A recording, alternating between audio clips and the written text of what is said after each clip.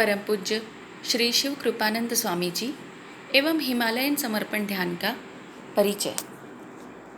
श्री शिव कृपानंद स्वामी foundation और Himalayan meditation के तहत संचालित समर्पण ध्यान, यह ध्यान का 800 साल से हिमालय में प्रचलित संस्कार है, जो हिमालय स्थित अनेक गुरुओं ने हिमालय की कंदराओं में विकसित किया है, जिसे सद्गुरु श्री शिव कृपानंद स्वामी जी 1994 में समाज में लाए हैं। यह ध्यान किसी भी जाति, धर्म, देश, लिंग भेद से परे समग्र मनुष्यता के लिए प्रशस्त है। इसीलिए इसका अनुसरण आज दुनिया के 65 से भी अधिक देशों में हो रहा है। वर्ल्ड हेल्थ ऑर्गेनाइजेशन WHO के मुताबिक सिर्फ शारीरिक दृष्टि से निरोगी रहना ही स्वास्थ्य नहीं है, बल्कि आप मानसिक दृष्टि से कितने संतुलित हैं, जिसे हम मेंटल वेलबींग कहते हैं, और आने वाली परिस्थितियों और व्यक्तियों के साथ आप खुद को किस तरह ढाल सकते हो, इसी पर आपका मानसिक स्वास्थ्य निर्भर है। जब हम नियमित रूप से अंतर्मुखी होकर इसका अध्ययन करते हैं, तो हमें पता चलता है कि हमारे जीवन में आने वाली 90% से भी अधिक समस्याओं का कारण तो हमने उन्हें महत्व दे रखा है, इसीलिए वे हमें परेशान कर रही है।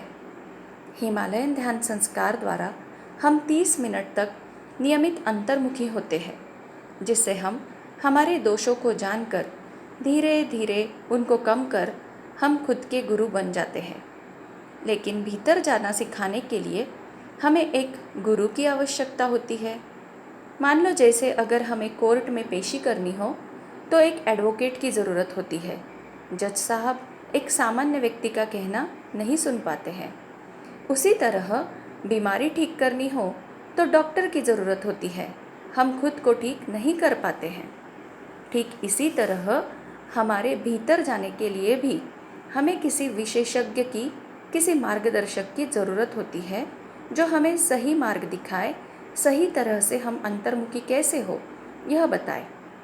आज श्री शिव कृपानंद स्वामी जी ऐसे एक जीवंत सद्गुरु हैं, जिन्होंने खुद 16 सालों तक हिमालय की कंदराओं में कठोर ध्यान साधना करके हिमालय का समर्पण ध्यान रूपी संस्कार समाज में लाया है।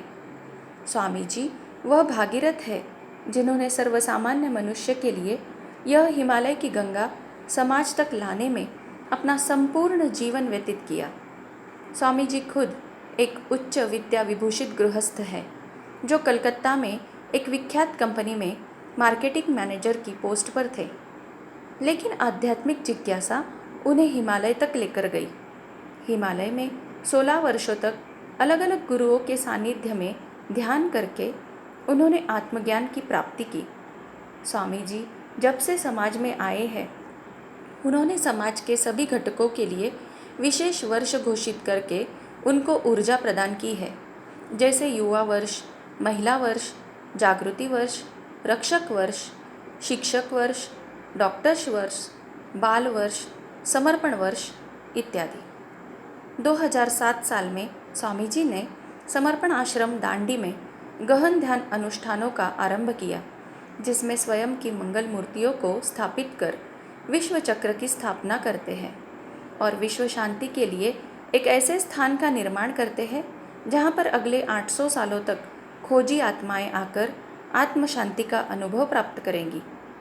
वर्ष 2013 और 2018 में स्वामी जी ने शिरडी में 8 दिनों के महाशिविर लिए। 2015 में आयुष मंत्रालय की ओर से सांसदों और उनके परिजनों के लिए 8 दिवसीय शिविर लिया गया।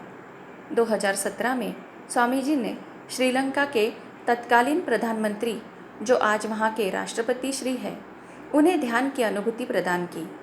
2019-20 में स्वामी जी को नेपाल की सरकार ने वहाँ के टूरिज्म गुडविल एम्बेसडर घोषित किया।